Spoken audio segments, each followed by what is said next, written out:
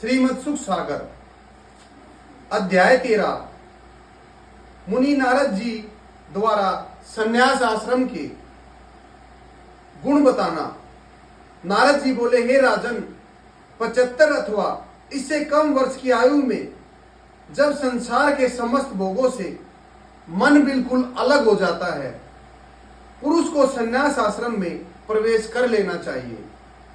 उस समय मनुष्य को वेद मंत्रों द्वारा विधि विधान से चोटी और सूत्र जनेऊ का त्याग कर कमंडल तथा कोपिन धारण करना चाहिए तथा निम्नलिखित नियम का पालन करते हुए परमात्मा में लीन रहना चाहिए।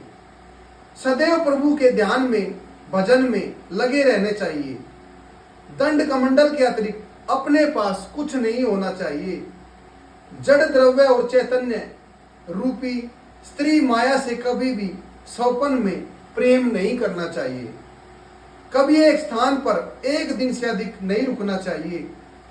साक्षात स्त्री तो क्या, जिस स्थान पर स्त्री की प्रतिमा भी हो वहां कभी रुकना नहीं चाहिए।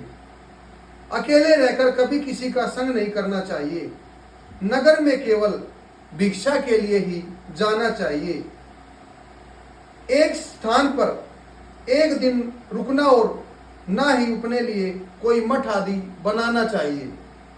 भूल कर भी कभी किसी को अपना चेला या चेली नहीं बनाना चाहिए। समस्त जीवों पर दया करें, किसी से ईर्ष्या नहीं करनी चाहिए। सांसारिक भोग विलासों का वमन कर उल्टी कर इस तरह भूल जाना चाहिए जैसे उनका कभी मुंह ही नहीं देखा।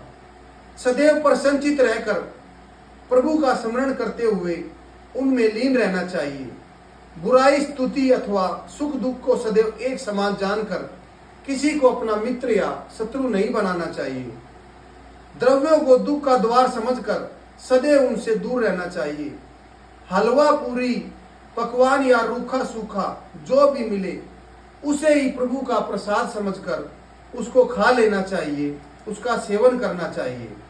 हे राजन, इस प्रकार संन्यास आश्रम के नियमों का पालन करके मनुष्य भगवा सागर से भगवान तक की यात्रा आसानी से प्राप्त कर लेता है।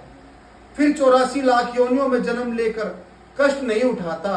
हे राजन, जिस प्राणी ने यह अमूल्य मानव तन पाकर प्रभु का सच्चे मन से सुमिरन नहीं किया, उनके चरणों का ध्यान नहीं किया,